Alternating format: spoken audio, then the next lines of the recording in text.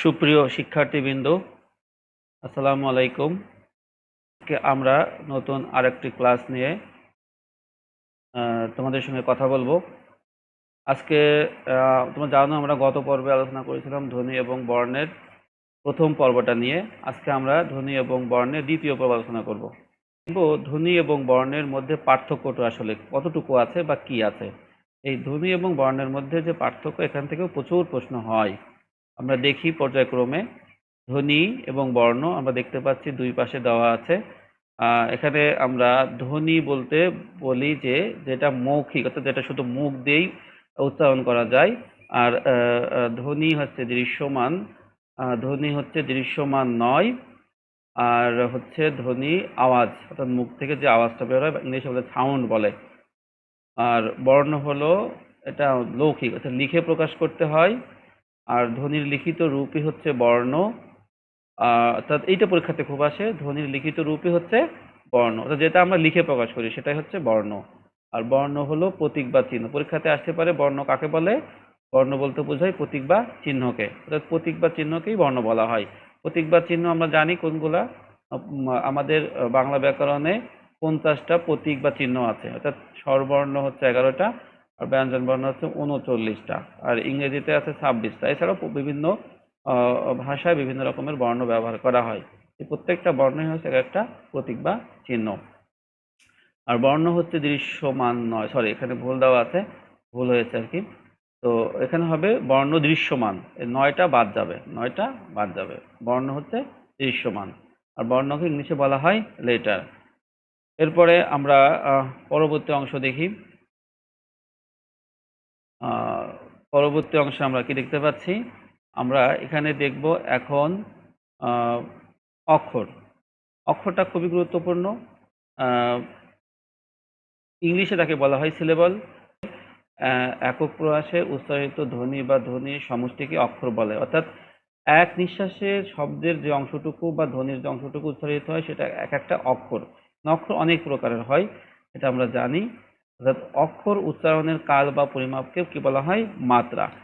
তো আমরা এখানে কিছু উদাহরণ দেখতে পাচ্ছি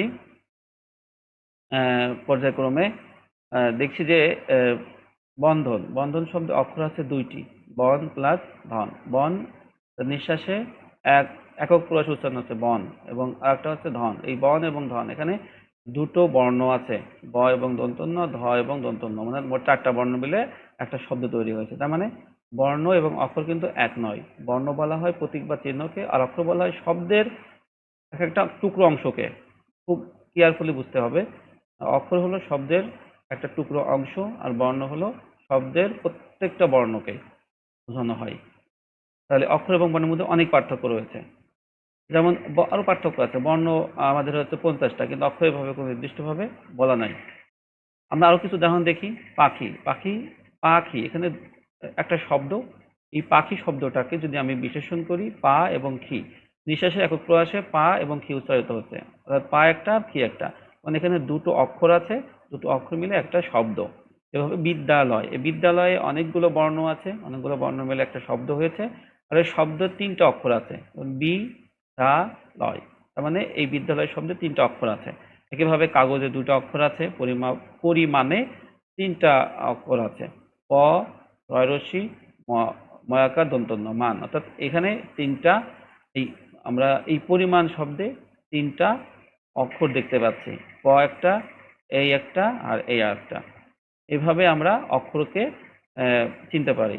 আরো বিস্তারিত তথ্য পাওয়ার জন্য আমাদের নিজস্ব ওয়েবসাইট, আপনারা লিখবেন www.studypointall.com। এখানে গেলে এই সাইটে আমাদের যে প্রয়োজনীয় অনেক টপিক আলোচনা করা আছে, অর্থাৎ বাংলা এবং ইংরেজি, বিশেষ করে বাংলা এবং ইংরেজি ব্যাকরণের অনেক টপিক এখানে দেওয়া আছে, যেখান থেকে আপনার প্রয়োজনীয় তথ্যগুলো আপনি নিতে পারেন। এটা সম্পূর্ণ ফ্রি, কোনো পেড ভার্সন নাই। জাস্ট আপনার চাইলে এখান থেকে কপি করে নিজে নিতে পারবেন, পিডিএফ আকারে দেওয়া আছে, ওয়ার্ড ফাইল হিসেবেও দেওয়া আছে, ইচ্ছা। তো যদি আপনার প্রয়োজন মনে হয় ওয়েবসাইটে যাবেন, যে আপনার প্রয়োজনীয় অংশটুকু এখান থেকে নেবেন। তো এখান থেকে যেগুলো দেওয়া আছে, আশা করি এখান থেকে যে কোনো পরীক্ষায় শতভাগ প্রশ্ন কমন আসবে ইনশাল্লাহ। ক্লাসটা এতটুকুই। আমাদের ক্লাসের আরও যাবতীয় তথ্য বিস্তারিত পাওয়ার জন্য আমাদের নিজস্ব ফেসবুক পেজ শামীম হোসেন বকুল, এখানে গেলে আপডেট পাওয়া যাবে। আর যদি ক্লাসটি ভালো লেগে থাকে এবং পরবর্তীতে আরও ক্লাস যদি আপনি পেতে চান, তাহলে আমাদের চ্যানেলটি সাবস্ক্রাইব করেন, লাইক এবং শেয়ার দিয়ে অবশ্যই আমাদের